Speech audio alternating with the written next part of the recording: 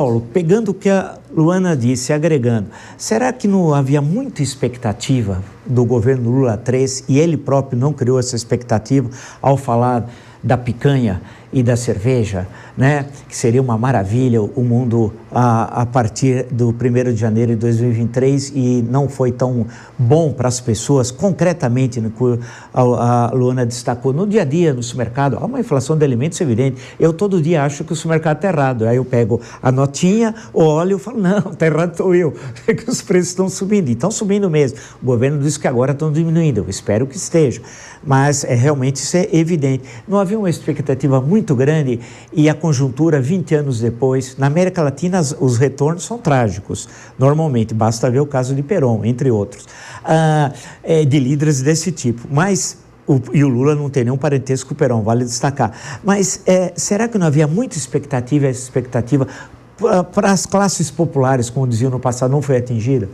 É claro, né? Esse talvez seja o grande calcanhar de Aquiles do governo Lula, né? O aumento dos preços não foi acompanhado pelo aumento dos salários, né? Uma desproporcionalidade muito grande. O custo de vida é gigantesco para as famílias, conta de água, luz.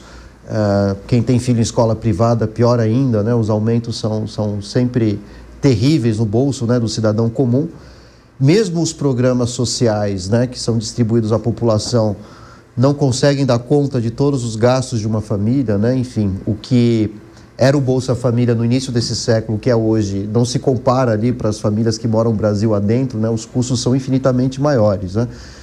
E aí a gente vê qual que é a importância da economia para um governo, né? Porque o Lula, quando teve o seu pior índice de popularidade, o dólar estava bem mais baixo, o poder de compra das famílias era maior. Então isso foi determinante para que o Lula se reelegesse e até deixasse a sucessora como a Dilma, né? Não é o cenário que a gente tem hoje, né? O Lula não está surfando numa boa onda econômica, né? Os preços, como eu disse, estão mais caros e óbvio que a população sente isso, né? Não é uma questão de ser de direita, de esquerda, isso a vida real do brasileiro é aquele dos boletos, né? Que chega a conta, tem que ir no banco e pode ser qualquer tipo de governo, mas isso não vai deixar de aparecer todo mês as contas a pagar, né? E de fato, apesar da gente ter um bom índice de empregabilidade hoje, chegando a níveis próximos do pleno emprego, os níveis salariais proporcionalmente não são idênticos àqueles do início do século, né? Então, de nada adianta ter muito emprego se não houver bons salários, né? E de nada adianta ter muito emprego se não há poder de compra ao mesmo tempo, a possibilidade, como havia também no início do século, das pessoas viajarem, encher o carrinho no Natal, enfim, qualquer época do ano, fazer o churrasco com a família no final de semana.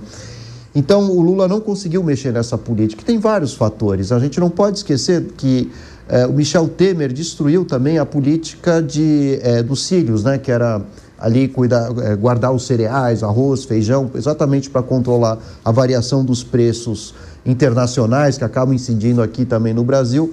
Isso foi destruído em nome da liberdade de mercado, né? Se por um lado, para o mercado isso é ótimo, excelente, para a população mais pobre, infelizmente, não é. Então, consequentemente, esses preços eles ficam voláteis. E o governo também não consegue mudar a legislação, mais nada, né? Hoje o poder do presidente é muito mais fraco do que no início do século. Então, consequentemente, a margem de manobra econômica é muito fraca. Então, o governo não consegue controlar os preços e, seja lá quem for que venha substituir o Lula, vai passar pela mesma dificuldade. É preciso ter uma política, né, não de controle dos preços, né, mas pelo menos de armazenamento, né, de fazer estocagens de certos produtos básicos, arroz, feijão, etc. Né? O arroz está caríssimo, o café está caríssimo, né? Eu tenho amigos que pararam de tomar café, eu nunca tomei, mas se tomasse, certamente ia ter menos dinheiro no bolso, né? Então tem vários aspectos pequenos ali do cotidiano que afetam a visão que a população tem do governo como um todo. E a Luana tocou num assunto muito importante, a comunicação do governo é muito ruim, né?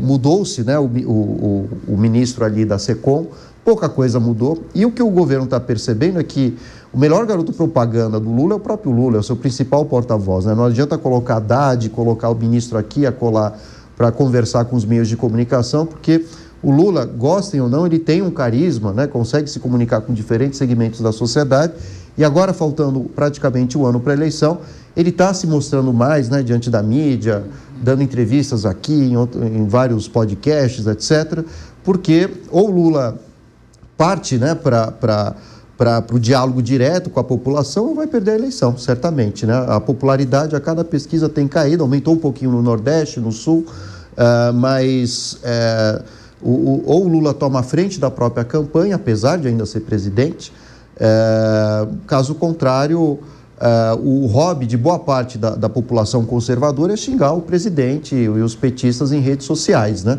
E ou o Lula toma a frente ou fica para trás, né, nessa história.